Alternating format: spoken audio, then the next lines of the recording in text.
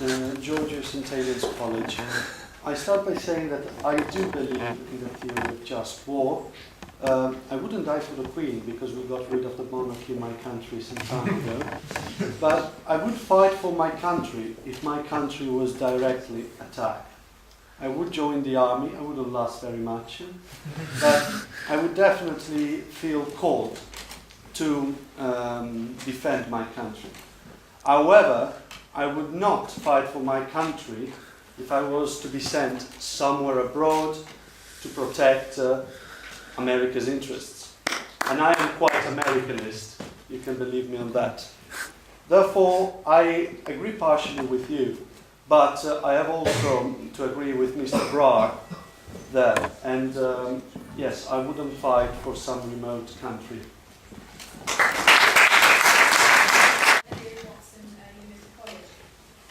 In light of the upcoming Welsh referendum, I noted that the speakers failed to take into account the roles of Wales, Scotland and Northern Ireland in this debate.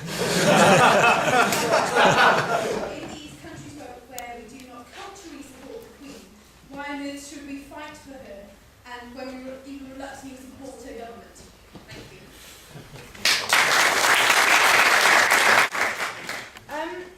I have two older brothers, both of whom are in the armed forces. One is a helicopter pilot, one is a marine, and both of those at some point will be going to war. But if you ask them what they're fighting for, they largely give you two reasons. The first is for their brothers, for the other people in the forces with them, who go out there and they feel bound to go and help protect their brothers. And the second is for the people at home. And if that is what the country is, because in my opinion, our country is not a slab of land in the middle of a sea. Our country is the people. And if that's what they are fighting for, if they're fighting for those people who both are willing to lay down their lives and to support those who do so, then categorically, yes, I would fight for my Queen and country.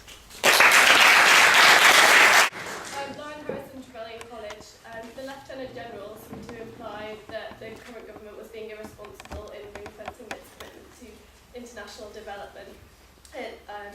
He also seemed to imply, or to say outright, that we should go to war as kind of an exercise in not being wimps into showing our world leadership skills. I put it to the House that it's a better service to this Queen and country to show the bridges that we can build to our commitment to international development than it is to show what we can tear down by using the money to buy bigger guns. I believe as we fail to appreciate, distracted as we are by the rather complex policy issues that erupt across our broadsheets, of how celebrated our basic freedoms are held by those people the world over who do not have pretensions to suggest that their struggling societies are as equal as ours. That is why people traverse half the globe to settle here, or indeed give up their lives in their own situations, so their children can happily dance under the legal safeguards they so desperately envy. Those lives lost today are similar to those lost by English and British men then, centuries ago, as the mist of time set our institutions and our fine uncodified constitution. As long as the household cavalry has ridden as a sovereign's bodyguard to the opening of Parliament, have the abuses of habeas corpus been overruled by the law lords. We have not fought for our own freedom for over 70 years, but the British Army is now stationed in Afghanistan as a force of reconstruction and security, in a country that is desperate for its own self-determination, away from the fundamentalist Islam of those foreign invaders Al-Qaeda. Before one criticises this war, consult those officers and men who have served in the theatre. They will say nothing excites or amuses them more than what life is like in Great Britain, away from the intolerance of corrupt ideas. References to an Afghan farmer who believed that some roads in London were paved with gold may amuse us, but the sober reality of how cherished basic dignities and rights are held, show us how basic dignities and rights are held so fervently on foreign soil. And so when Palmerston arranged for the exfiltration of a British Jew who was condemned to be stoned to death in Greece, maybe we can finally realise our places beside our brothers and sisters, in uniform or otherwise, to defend our Queen and country from violence, ignorance, impropriety, indignity, and ultimately tyranny.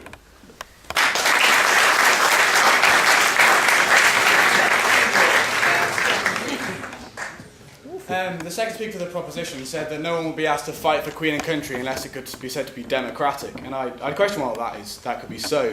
Just this week, the BBC broadcaster Andrew Neil had brought to light some quite interesting information about our government. The fact that half of our cabinet happens to have gone to public school, the fact that a third of all MPs happen to have come from just 7.9% of the very rich and most affluent in the population.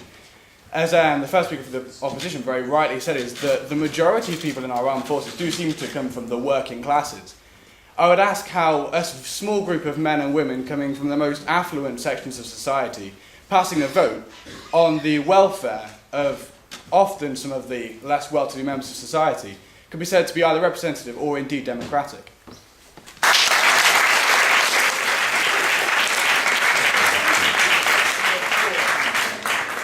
Thank you very much.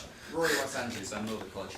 Firstly, I find the opposition's critique of the invasion of Afghanistan slightly bizarre. The main reason Afghanistan was liberated was because it was the main staging point for 9/11.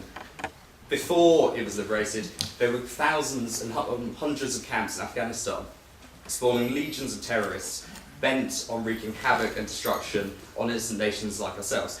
Without the sacrifice of the troops in Afghanistan, I dread to think how many extra attacks would have happened. We wouldn't have just had 9/11 and 7/7, which have gradually faded into obscurity and are reduced to mere numbers. It would have been far worse. So I'm grateful to our troops that they're out there protecting us today. As Michelle highlighted quite rightly, that's why they're out there. They're protecting us. The people make up the country. And without our troops, I don't think where we'd be. And also, on the subject of Iran, it's no longer enough in the modern world to have the ability to strike back. You have to have the ability to strike first, because if an evil nation like Iran, where they not only hang young girls, they not only oppress democracy and worst of all, imprison Durham students, I dread to think what they'd do if they got a nuclear weapon. The fact is that our armed forces are here to help protect us. We're lucky they can go out there and they can stop the threat before we're attacked. So if you care about freedom, you care about your own safety, you should support this proposition. Thank you very much.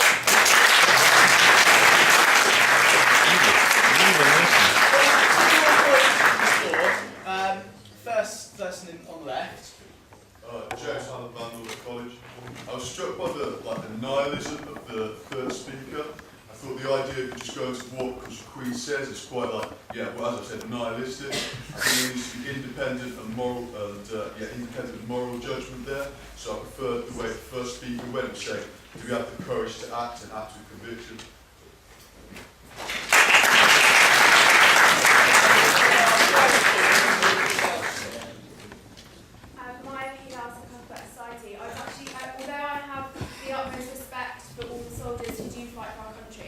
I was actually quite offended that the proposition didn't seem to acknowledge the countries where the British actually go to war. You didn't seem to acknowledge the other side of the argument, what the people on the ground are actually facing when the British are actually going into their country, and for them, they don't